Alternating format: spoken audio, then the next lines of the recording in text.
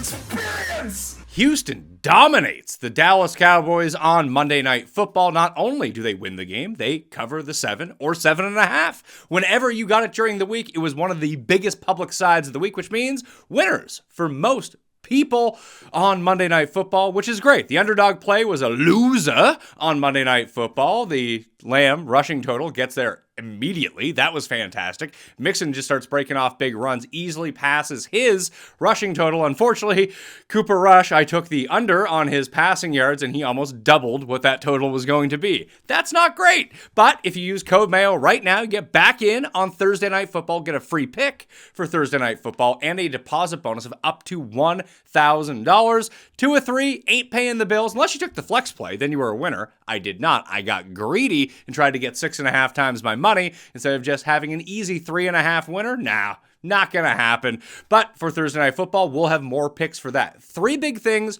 coming out of the game on Monday Night Football that you need to know for fantasy purposes. 1, CeeDee Lamb, he's fine. Continue to start CeeDee Lamb wherever you need to start him. Not that he was a bench this week, but I did have him down at number 17 in the wide receiver rankings. He'll be moving back up this week. I mean, that was going to happen anyway with 6 teams on bye week, but it's nice to see him not fall off a complete cliff with Cooper Rush, although it's going to be a week-to-week thing with Cooper Rush. I wouldn't expect over 350 yards passing for Cooper Rush every single week, especially because point number 2, Jake Ferguson left this game with a concussion. It's going to be a short week for him against Washington, obviously, because they played on Monday Night Football. We'll see if he can pass protocol. He probably won't. That would be my guess for the moment. So tight end is really drying up in terms of who you can use in week number 12 because of injuries and all these bye weeks.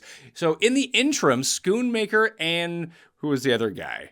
Span Ford started mixing and matching in, although they were both targeted pretty heavily. 7 targets for Schoonmaker in this game. We went through the Schoonmaker thing earlier in the year with Dak, and it was a complete flop. But it might actually be better with Cooper Rush because he only wants to throw to CeeDee Lamb and his tight ends. I would have Schoonmaker as maybe the replacement play. I'll see where he shakes out in the rankings. I'll send those out to everyone on Wednesday. So sub to the Mayo Media newsletter and get them sent directly to you. You can find that down in the show notes right now. Number 3, Nico Collins returned, led the Texans in receiving, but he was eased back in. He played behind Michi and he played behind Tank Dell in terms of snap count. He was rotating in and out with Xavier Hutchinson during this game. That's not going to last for long, and even on the limited snap count in a blowout game, he still led the Texans in receiving. So Nico Collins is full go whenever you have him, and he had a 70-yard touchdown taken off the board in the first quarter as well, which it probably shouldn't have been, but it was, which sucks for fantasy purposes, but Nico Collins is going to be fine. That is the good news from this game if you are a Nico Collins owner.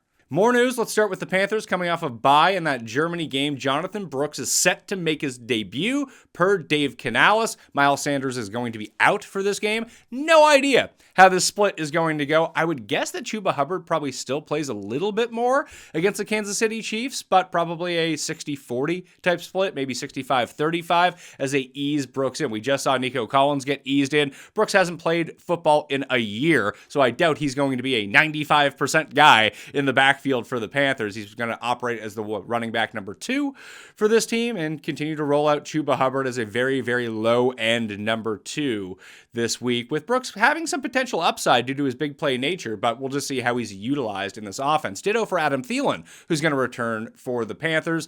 It's not going to affect Xavier Legette. He's going to continue to be out on the field. Jatavion Sanders is going to be continuing to be out on the field. How this affects both David Moore and Jalen Coker, I'm hoping it just takes away from David Moore, and then we put Adam Thielen into that spot, although he's going to suck up a few targets in this offense. Bryce Young is very familiar with him. He runs some easy routes, gets himself open near the line of scrimmage, which is exactly what Bryce Young needs at the moment. Early Thursday Night Football stuff, Elijah Moore and David Njoku are listed as limited in practice. Both are expected to play, and there's nothing on the Steelers side of the ball for injuries right now. Jalen Warren, Najee Harris, and Cordero Patterson are all off the injury report, so they will be full go against the Browns on Thursday Night Football. Some other quick notes. George Kittle is expected to return to practice on Wednesday and should play in week number 12. Good news for that lack of tight end options. At least you get one of the elite ones back if you were waiting on him. Mike Evans is back at practice. He is, assuming he is, making it all the way through and doesn't re-aggravate that hamstring injury, he should play against the Giants in week number 12. Gabe Davis is out for the season with a knee injury, so just Parker Washington again. Unfortunately, Mac Jones is throwing him the ball.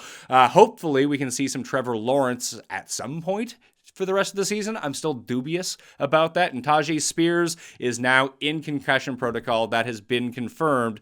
So keep an eye out on what the Titans are doing at running back this week. If there is no Spears, you want to fire up Tony Pollard because he's going to get a ton of carries. Whether or not he does anything with them, that is to be seen at the moment, but he'll be a mid-tier running back 2 for week number 12. Mayo experience!